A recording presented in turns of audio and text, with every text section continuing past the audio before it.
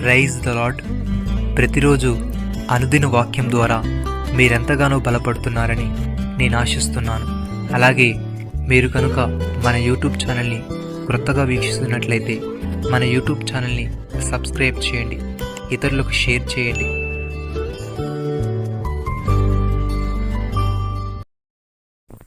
ప్రార్థన వలనే గాని మరి దేని వలనైనను ఈ విధమైనది వదిలిపోవుట అసాధ్యమని వారితో చెప్పాను. మార్కు సువార్త 9వ అధ్యాయము 29వ వచనము.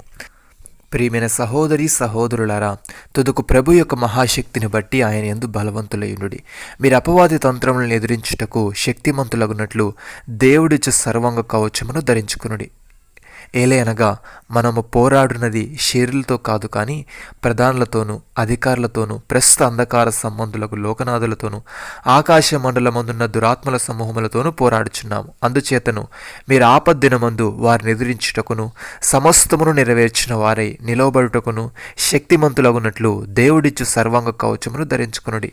ఎలాగనగా మీ నడుమునకు సత్యమును దట్టి కట్టుకొని నీతియను మైమరువును తొడుక్కొని పాదములకు సమాధాన సువార్త వలనైన సిద్ధ మనసును జోడు తొడుక్కొని నిలబడి ఉండుడి. ఇవన్నీయుగాక విశ్వాసమును డాలు పట్టుకొనుడి.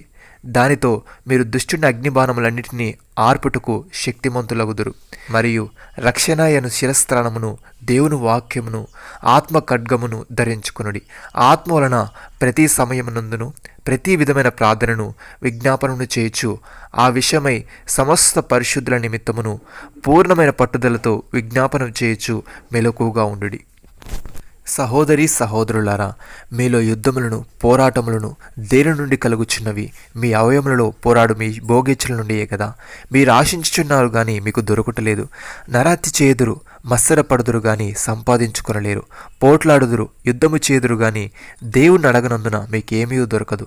మీరు అడిగినను మీ భోగముల నిమిత్తము వినియోగించుటకైన ఉద్దేశంతోనే అడుగుదురు గనుక మీకేమీ దొరకటలేదు. వ్యభిచారిణులారా, ఈ లోక స్నేహము దేవునితో వైరమని మీరెరుగరా? కాబట్టి ఎవడు ఈ లోకముతో స్నేహము చేయగోరునో వాడు దేవునికి శత్రువగును. ఆయన మనేందు నివసింపజేసిన ఆత్మ మత్సరపడనంతగా ఆపేక్షించున్నాను లేఖనములు చెప్పినది వ్యర్థమని అనుకొనుచున్నారా?